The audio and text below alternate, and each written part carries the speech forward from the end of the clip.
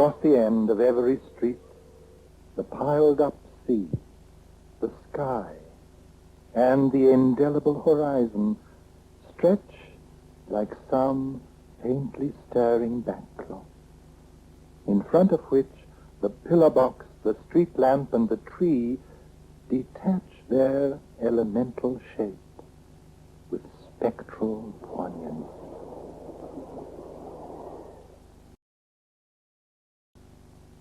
Here, before I was born, at the mouth of the great river, in busy, dirty, gay, and happy-go-lucky South Shields, here my mother, a shop assistant in the penny bazaar, and my father, a young man from a sea-going family, met and courted at the end of the First World War.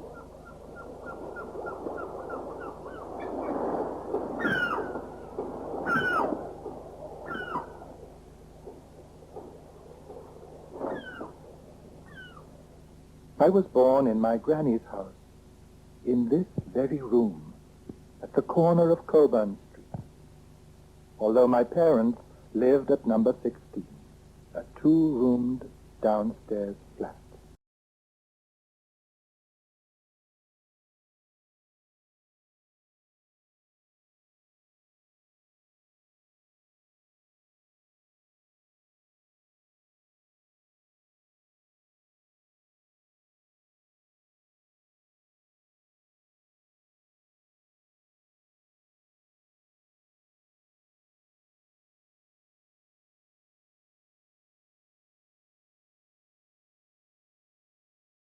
One of my infant delights was the bloodstone.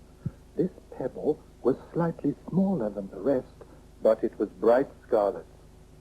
It gave great renown and distinction to our backyard, and though I went very much in awe of the bloodstone, I was very proud of it.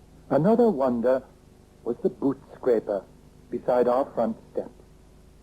There was a cavity behind it, full of sandy dirt, dried mud and soot, and it seemed to me to be as black and awful as night. Nevertheless, I used to put my treasures there: a blade of grass, a matchstick, a piece of gravel, a pink tram ticket, a button. Occasionally, a black beetle, alarmed by my baby fingers, would come scuttling out.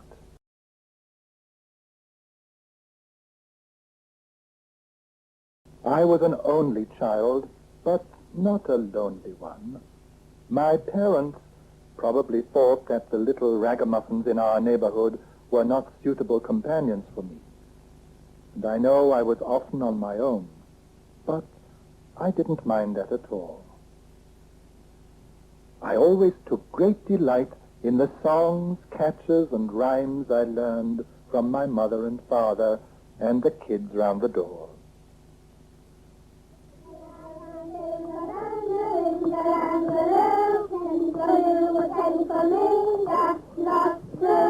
Such games were a mystery to me. I was never any good at them myself, for I sometimes tried them out when no one was looking.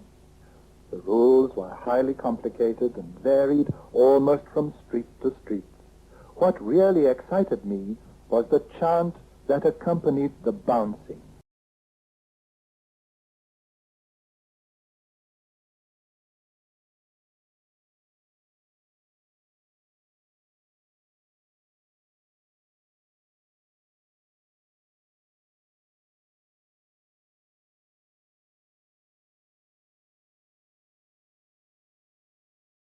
Then there were the traders who used the back lanes, the prop wife, the coal man, the fish wife, the knife grinder, and the rag and bone man.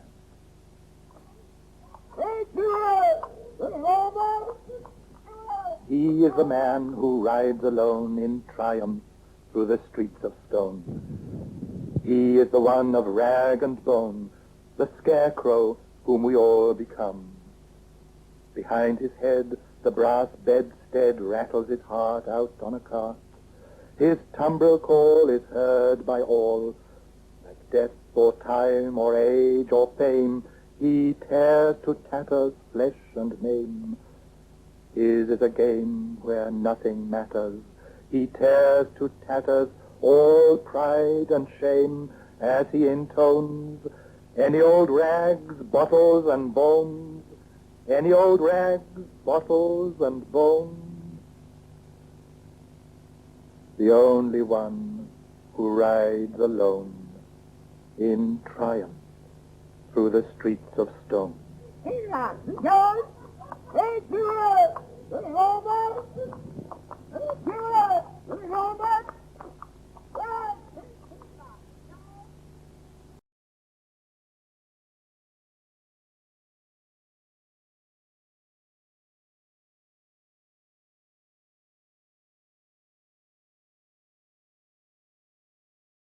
It was a sad day for me and for my dear mother when she took me up Robertson Street, past the red brick chapel, to the gates of Baring Street Infant School, and parted from me there.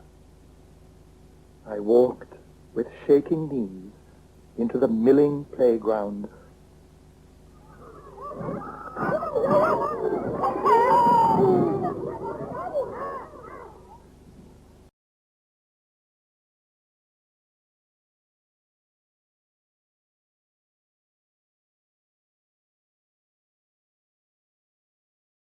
Living so close to the River Tyne, I was fascinated by its activities, and I would often stand and watch the disappearing hull of a departing steamer as she left the river and slowly dipped down out of sight over the edge of the world.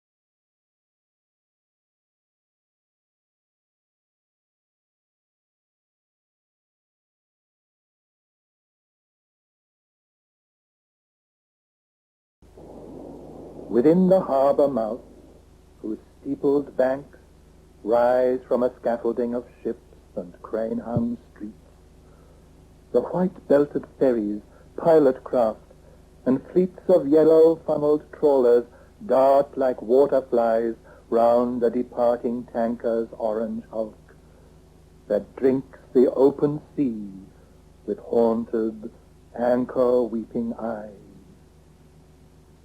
To landlocked mariners, among their scale-rimed nets, the moving vessel moans farewell.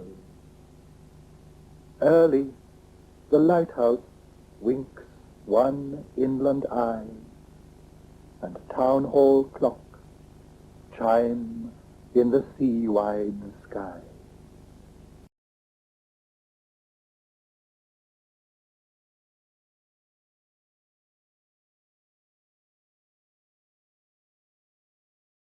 In the South Marine Park, there was the lake and the swans and a bandstand. We loved the lake. It was better than the sea, for the sea was ordinary. The lake was something special. We caught tiddlers in it, took them home in jam jars.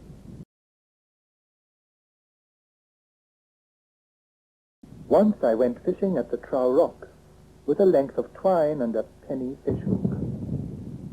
That was the sort of thing a boy was supposed to do, and occasionally I was seized by an overwhelming desire to conform.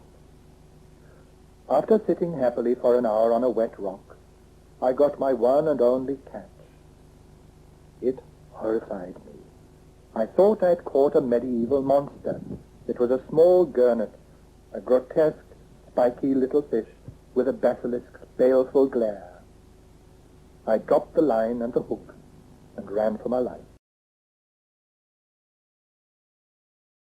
When we went to leafy Westoe Village, we entered by a narrow, echoing tunnel passage between two houses, with white posts at each end, which I vainly tried to leapfrog over.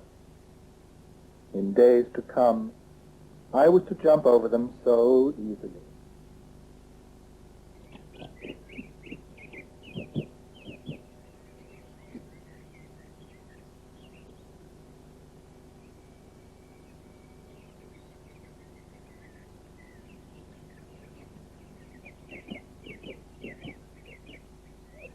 The village was near my Granny Kirkup's house. It was full of gracious houses, and sloping lawns, and white railings, and fine old trees. It was a quiet, almost rural place, cut off from the busy, noisy life of the town. I longed to live there. I used to go and gape through the wrought iron gates of the big houses where the nobs lived.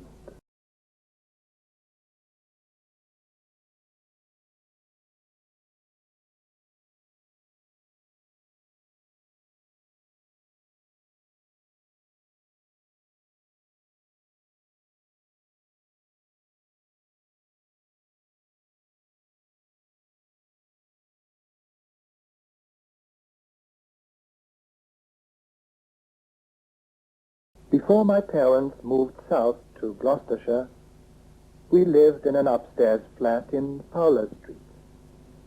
Here, from my bedroom window, I could look across at the town hall.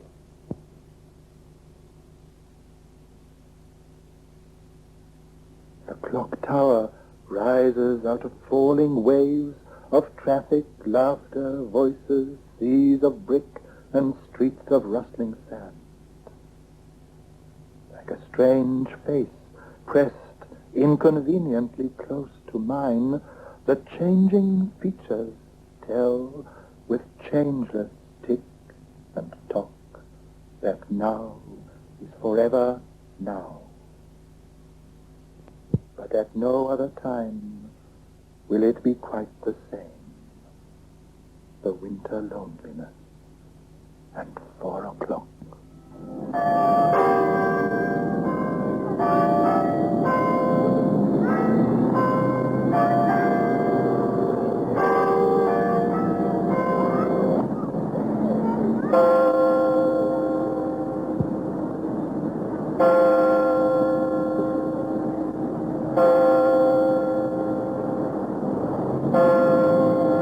The new town hall had certain delightful features, but I preferred the old one in the marketplace.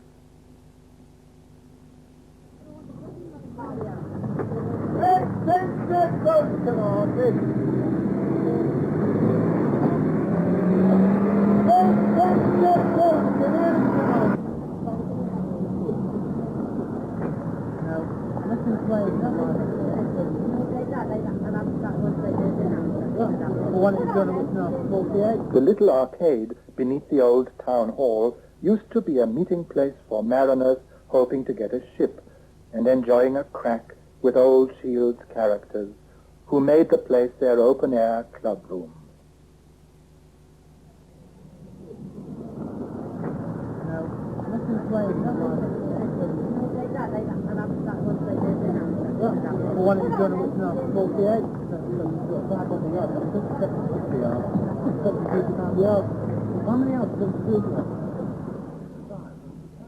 I remember the scores of stalls selling everything from prawns, claggy toffee, and tangerines to second-hand clothes, boots and shoes, and loudly ticking silver watches. Here I would wander with my mother and father, listening to the barkers and clutching my Saturday penny.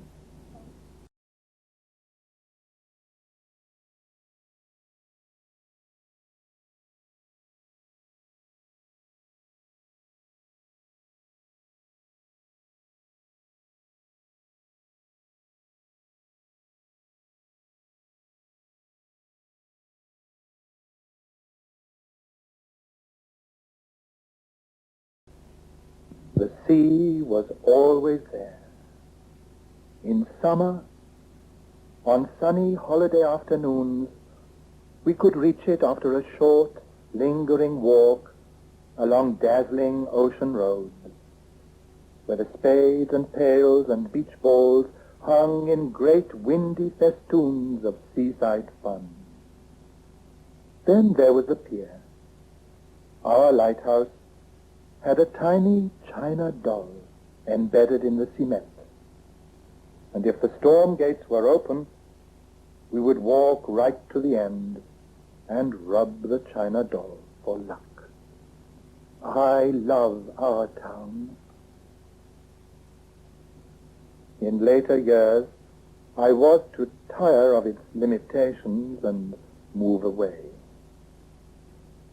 But I could never forget the love I had for it in my infancy, and which indeed I still have.